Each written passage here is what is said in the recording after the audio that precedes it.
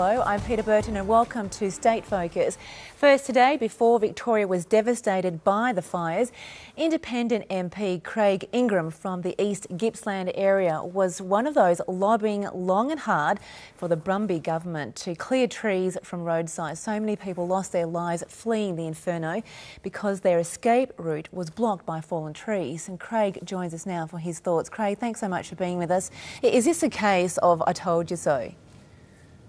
I wouldn't say that, but it is an issue that have raised on a number of occasions after the 02-03 fires and the 06-07 fires, where this was definitely an issue where roads were closed for long periods of time. We've seen the risk then when basically you didn't have access for emergency services vehicles, and communities really seen that risk as one that needed to be addressed. So would have clearing trees from roads saved more lives? Well, in my view, yes, because it's clearly one of the problems when fires go through those areas. If you look at electorates like mine, where we've got large distances between settlements, and you can get people stranded in those areas, and if a fire comes through in very short notice, like we've seen in these recent fires, they're a risk. And even before the fires, when wind blows the trees down over the road, it creates a barrier and a problem, and it's an issue that I've had raised with me a lot of times by my constituents. And well, let me ask you, how long have you been calling for this? What's been the government's response and the opposition?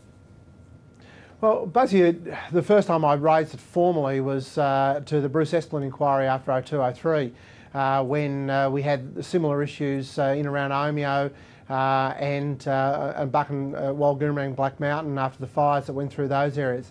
And when emergency service vehicles tried to go out, they had problems getting into areas during the fires, and people had trouble. It was clearly identified as a problem. So we raised it to Bruce Esplin, and also a submission to government at that time. So it's not I think it's one of those issues which has been around.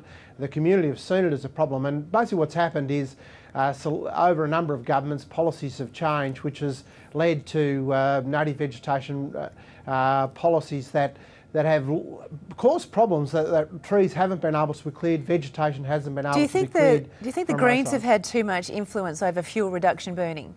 Or has the government just been complacent?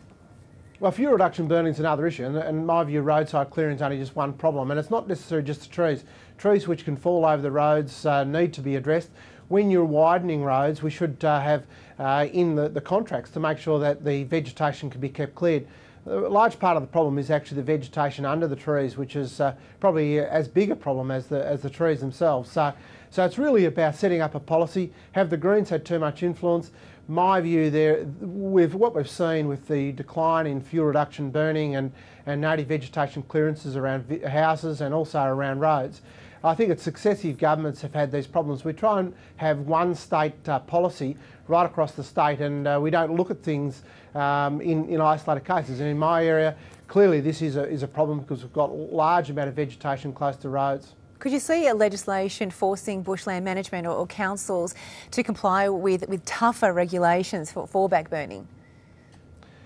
Well, basically what I think we need to do is, as part of the Royal Commission, I'm certain that there will be major changes after these fires, and if there's not, then I think that we've got a big problem.